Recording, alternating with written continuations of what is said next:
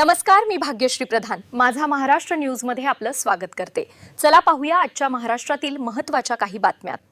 Thalner police station गुन्हा क्रमांक 131/2025 मधील प्रमुख सूत्रधार सुरेश लुका पाटील यांना अटक व्हावी यासाठी थाळनेर पोलीस स्टेशनच्या बाहेर आमरण उपोषण करण्यात येत आहे।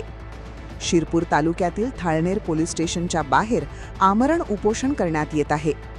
थाळनेर पोलीस स्टेशन गुन्हा क्रमांक 131/2025 मधील प्रमुख सूत्रधार सुरेश लुका पाटील यांना अटक व्हावी यासाठी स्वप्नील सुधाकर जाधव यांनी आमरण उपोषण करत असल्याचे सांगितले।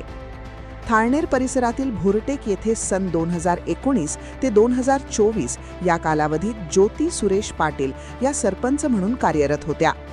या 5 वर्षाच्या कालावधीत एकूण रक्कम 40,88,000 रुपयांचा भ्रष्टाचार झाल्याचे निष्पन्न झाले आहे। या भ्रष्टाचारात महिला सरपंच ज्योती सुरेश पाटील, ग्राम रोजगार सेवक जयवंत निंबाजी पाटील हे मुख्य आरोपी आहेत। त्यांना अटक देखील करण्यात आलेली आहे। तसेच महिला सरपंच ज्योती सुरेश पाटील यांचे पती सुरेश लुका पाटील हा देखील चौकशीतून भ्रष्टाचाराचा मुख्य सूत्रधार असल्याचे निष्पन्न झालेला आहे। तरी देखील आरोपीस अटक होत नसल्याचे उपोषणकर्ता यांचे म्हणणे आहे। तसेच थाळनेर पोलीस स्टेशन गुन्हा क्रमांक 131/2025 बद्दल असलेल्या थाळनेर पोलिसांच्या एकतर्फी भूमिकेला कंटाळून उपोषणाला बसल्याचे उपोषणकर्ता स्वप्नील जाधव यांनी सांगितले। जोपर्यंत 131/2025 मधील आरोपीस अटक होत नाही तोपर्यंत मी आमरण उपोषण करणार असल्याचे उपोषणकर्ता स्वप्नील जाधव यांनी सांगितले। उपोषणकर्त्यांचे म्हणणे आहे की उपोषण करत असताना आमच्या जीवाचे काही बरे वाईट झाल्यास त्याला पूर्णत्व थाळनेर पोलीस प्रशासन जबाबदार राहील। तसेच उपोषणकर्ता स्वप्नील जाधव यांनी थाळनेर पोलिसांनी जर आमच्या उपोषणास जबरदस्ती किंवा इतर काही प्रयत्न केल्यास मुख्यमंत्री यांच्या दालनासमोर आत्मदहन करण्याचा इशारा देखील दिलेला आहे।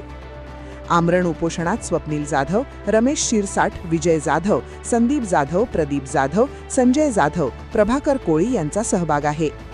माझा महाराष्ट्र न्यूजसाठी थाळनेर प्रतिनिधी मधुकर शिरसाट। मी स्वप्नील सुधाकर जाधव, बोर्डेक येथे झालेल्या मगरारो चौकशीच्या मूळ तक्रारदार, बोर्डेक येथे झालेल्या भ्रष्टाचारात मुख्य सूत्रधार सुरेश लुका पाटील हे पोलिसांच्या चौकशीत निष्पन्न झाल्यानंतर त्याला आरोपी करण्यात आले।